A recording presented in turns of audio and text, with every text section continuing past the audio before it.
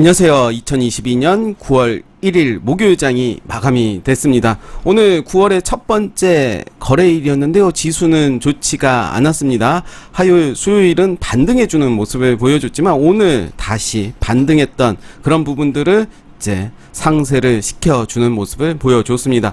코스피의 경우는 2.28% 하락하는 모습을 보여줬고요.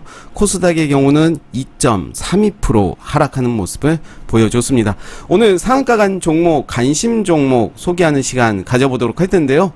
오늘 상한가 간 종목이 3종목이 있습니다. 들어가기 전에 몇 가지 말씀드리고 시작을 하도록 할게요. 내일부터는 유튜브 운영을 좀 새롭게 해볼까 고민을 하고 있습니다.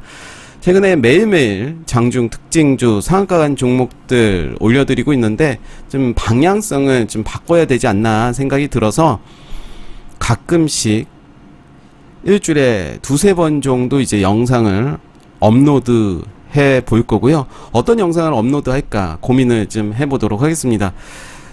매매 기법, 시장이 좋지 않을 때는 매매 기법이라는 게 맞아 떨어지지 않겠죠. 그렇지만 하락장에서도 매매 기법이 맞아 떨어질 때가 있습니다.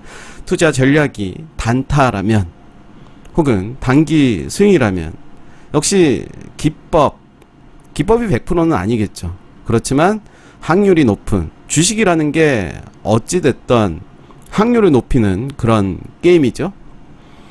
그런 기본적인 기법이라고 하긴 그렇고요. 팁 정도의 영상을 올려드리는 게 더 좋지 않을까 생각이 들고요. 그래서 관심 갖고 볼 종목도 가끔씩 올려드리면서 너무 많은 종목들을 올리진 않겠습니다. 흐름을 좀 볼 필요가 있을 것 같고, 그런 종목들을 제시할 때 나는 어디 라인을 보면서 이제 대응을 하는지 그런 부분들도 이제 말씀드릴 텐데요.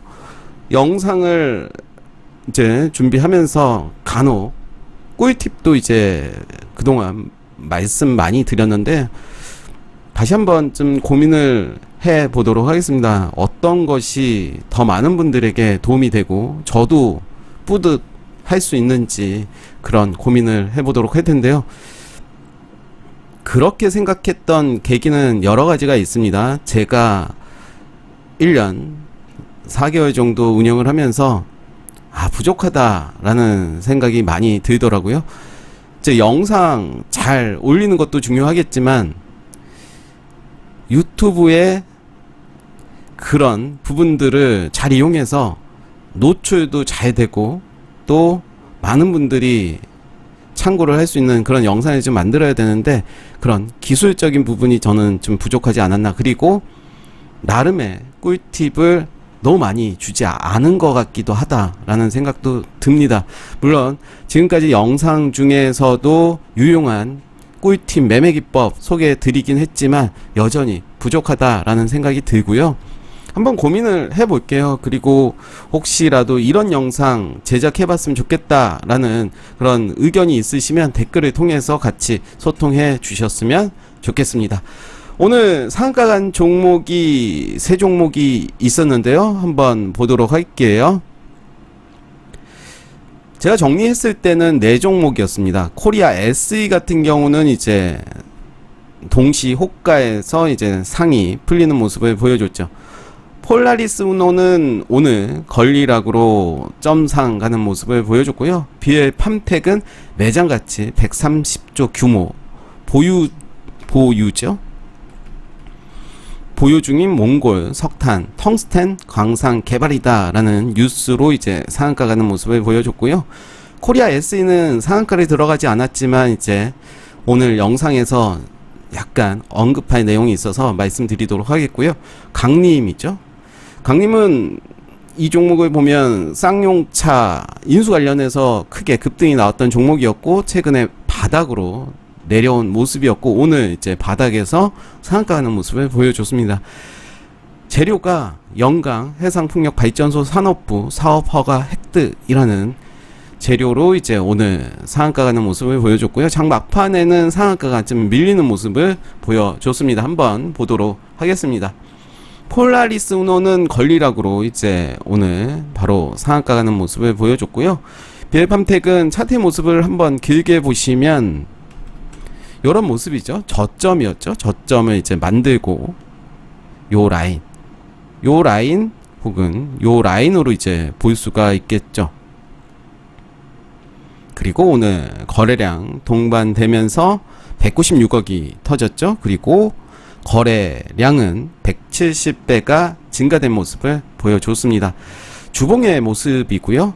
주봉에서도 이제 바닥을 만드는 모습을 보여줬고, 월봉이죠. 이제 월봉은 이제 오늘부터 이제 시작이죠. 오늘이 1일. 그렇죠. 일봉으로 본다면 하락하던 주가가 이제 바닥을 만들고 거래량 동반하면서 상한가를 갔다. 바닥에서 상한가가 터졌다. 장대 양봉이 터졌다. 계속해서 지켜봐야 될 것 같고요. 재료도 나쁘지가 않죠. 130조 규모 이런 기사로 오늘 상한가 가는 모습을 보여줬는데요. 이게 진짜 기사인지 가짜 기사인지 어찌됐든 이후의 흐름을 좀 살펴봐야 될 것 같습니다. 코리아 SE가 장마 관련, 태풍 관련으로 이제 오늘 상한가를 갔다가 이제 풀리는 모습을 보여줬는데요.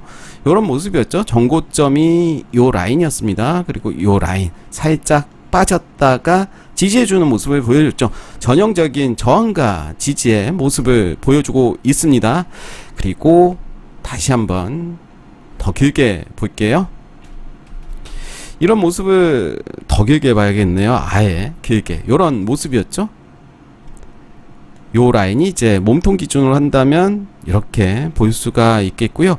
하락했던 주가가 이제 추세 전환이 되면서 살짝 조정이 나와줬고, 요 폭이 점점 좁아지는 것을 볼 수가 있죠. 단기적으로 이제 저점이 낮아지고 있다, 높아지고 있다라는 부분을 볼 수가 있을 텐데요. 이 종목도 이제 주봉, 월봉 기준으로 본다면 첫 주식 기필코 성공하라에도 역사적인 신고가에 대해서 말씀드린 적이 있습니다. 월봉으로 본다면 그렇죠. 오늘 바로 박스권, 어떻게 본다면 긴 박스권의 모습을 보여주고 있다가 오늘 바로 갭상승하면서 이제 박스권을 돌파하는 모습을 보여줬습니다. 거래량은 그렇게 많이 나온 건 아니었죠. 월봉 기준으로 봤을 때. 이 라인으로 본다면 이제 월봉의 그 가격대가 2,805원인데요. 2,805원을 한번 체크를 해볼게요.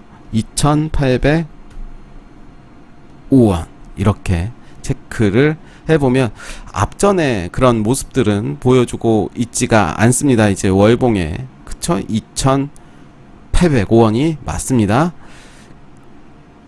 다시 한번 월봉을 보면 이제 2016년 이때였죠. 이때가 2017년 거의 5년 만에 박스권 상단을 돌파하는 모습을 보여줬습니다. 2,805원을 기준으로 한다면 요 라인이 되겠죠. 일봉에서는 보이지가 않지만 보이죠? 2,805원 안 보이네요. 2,805원은 보이지가 않는데 이렇게 봐도 보이지가 않죠. 어찌됐든 월봉으로 볼 때는 종가 2,805원이죠. 2,805원은 어떻게 보면 역사적인 신고가 자리가 될 것 같고요. 그래서 역사적인 신고가에 대해서 이제 말씀드린 바가 있습니다. 영상도 몇 개 제가 제작을 했던 영상이 있고요. 이렌텍도 보시면 이제 요 라인이 됐겠죠. 요 라인이 이제 역사적인 신고가 10,000원 근처였죠. 2013년에 한번, 그리고 2016년에 살짝 터치, 그리고 2021년 말에 이제 돌파하는 모습을 보여줬습니다. 역사적인 신고가 대비 2배 이상 상승하는 모습을 보여주고 있고요. 그래서 이렌텍 역사적인 신고가를 간다라는 건 의미가 있겠죠. 제가 역사적인 신고가 관련해서 이제 패턴이 여러 가지가 있을 거예요. 패턴을 본다면 뭐 여러 가지 그림을 그릴 수가 있겠죠. 예를 들어서 요 라인이 역사적인 신고가였다.